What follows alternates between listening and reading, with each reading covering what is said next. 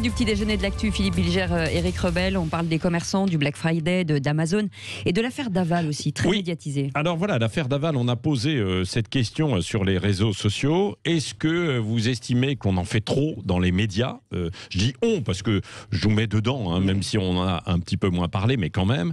Et là, vous dites oui à 90%.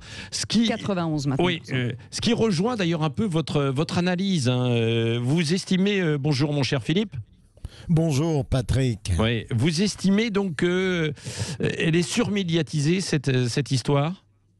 Oui, parce que je comprends tout à fait, évidemment, que le citoyen, au travers des médias, se passionne pour la chose criminelle lorsqu'elle sort en quelque sorte de l'ordinaire, même si toute chose criminelle sort de l'ordinaire. Mais je trouve que dans l'affaire Daval, dès le début, et puis surtout durant le procès, on n'est plus dans l'information, on est dans une forme d'hystérie. J'ai été frappé de voir à quel point la cour d'assises ne devient plus le lieu privilégié de la manifestation de la vérité, mais elle est soumise à des influences délétères de la part de tous ceux qui croient avoir quelque chose à dire sur une affaire, sur une psychologie qu'ils ne connaissent pourtant pas. Je mets dedans quelques journalistes parce qu'il y en a d'autres qui font très très bien leur travail de compte-rendu. Je mets dedans des citoyens qui interviennent à tort et à travers. Je mets dedans par exemple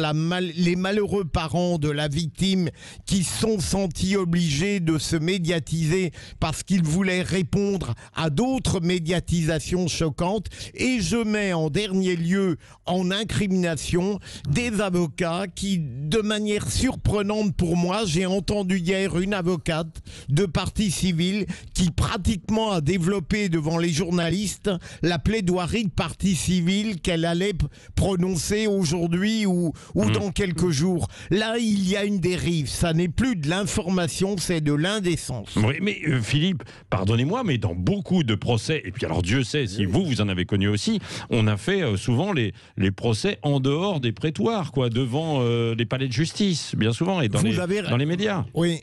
Vous avez raison, Patrick. D'abord, ça ne veut pas dire que dans les autres affaires auxquelles vous faites allusion, on avait toujours raison, mais il y avait tout de même, me semble-t-il, une réserve à maintenir. C'est-à-dire qu'on peut comprendre qu'on parle avant un procès d'une affaire, médiatiquement, et après, peut-être, des avocats peuvent intervenir en disant qu'ils ne sont pas totalement d'accord avec l'arrêt de condamnation ou d'acquittement, mais ce qui était sauvegardé en général tout de même, c'était une forme de discrétion noble durant le procès lui-même.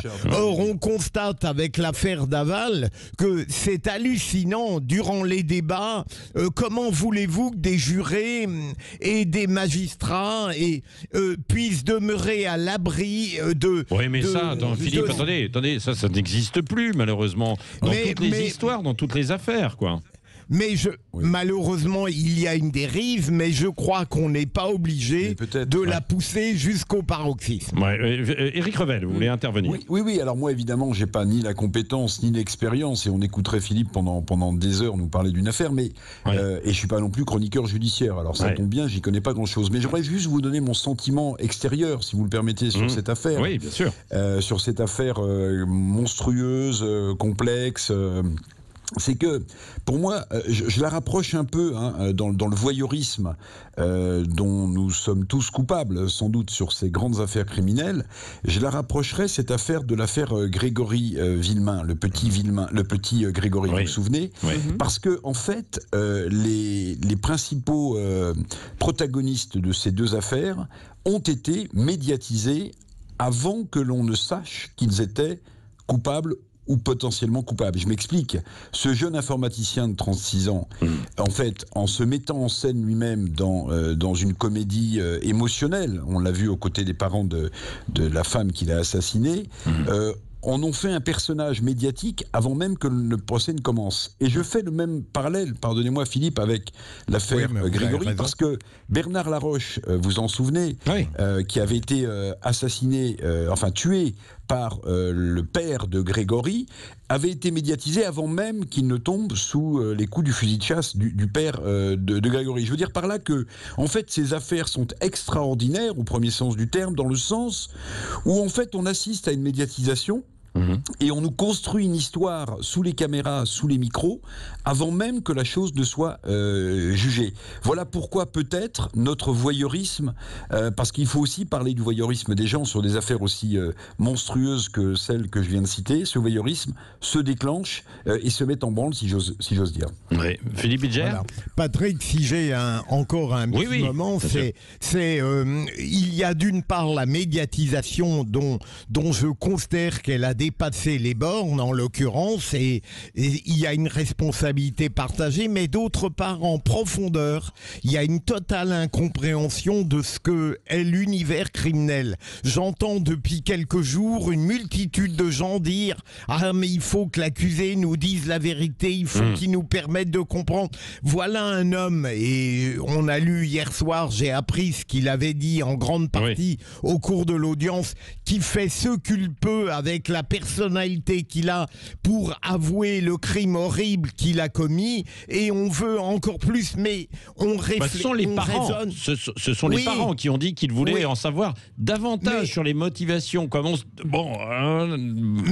Mais Patrick, en général, les parents, même lorsque l'accusé veut aller le plus loin possible dans la manifestation de sa vérité, sont toujours déçus parce qu'ils n'obtiennent jamais, parce que l'accusé lui-même bute très souvent sur l'inconnu qu'il est à ses propres yeux. Philippe, et donc je comprends. Eric, Est-ce que je peux vous poser une question, Philippe, simplement vous avez largement raison dans ce que vous dites sur la médiatisation de ce procès, mais au-delà de la monstruosité de l'assassinat qui a été commis, moi j'ai le sentiment que plus on entend des comptes rendus de ce procès par des chroniqueurs judiciaires ou par des avocats qui parlent devant les micros, plus on se rend compte qu'au-delà, encore une fois, je le dis bien, de la monstruosité de ce qui a été commis, on découvre un personnage, le criminel sans doute, on verra comment l'affaire sera jugée, qui est beaucoup plus complexe et dans une situation beaucoup plus complexe qu'un seul crime monstrueux. Je ne sais pas si je suis clair. C'est-à-dire que la personnalité même de cet informaticien de 36 ans attire l'attention. Et une certaine souffrance se dégage de ce personnage. Ça n'explique rien, ça ne justifie rien, évidemment, mais sa personnalité...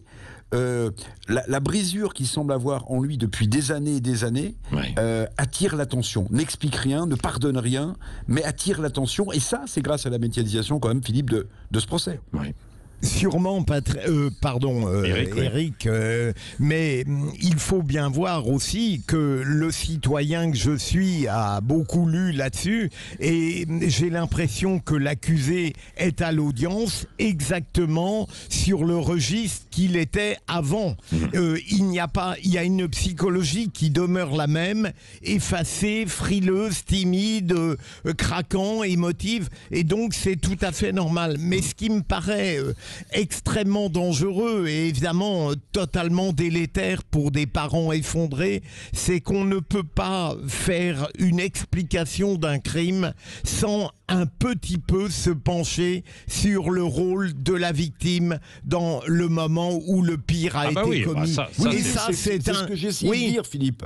Mais c'est insupportable pour des parents. C'est insupportable pour des parents. Non, on partage. Oui, non, mais ça c'est vrai. Bon, on rappelle aussi que, évidemment, vous l'avez dit, que évidemment c'était une forme de mise en scène, théâtralisation entre guillemets de ce qui s'était passé à l'époque quand il y avait la disparition, et que il faut remettre dans le contexte. Il y avait la disparition d'Alexia, partie faire du jogging. Du coup, il y avait une mobilisation. Il y avait eu beaucoup de jogging qui avait été organisé, de mobilisation pour retrouver en fait Alexia, et qu'il y avait eu d'autres affaires de disparition de jeunes femmes comme ça juste avant, et donc il y avait apporté un intérêt supplémentaire à cette histoire.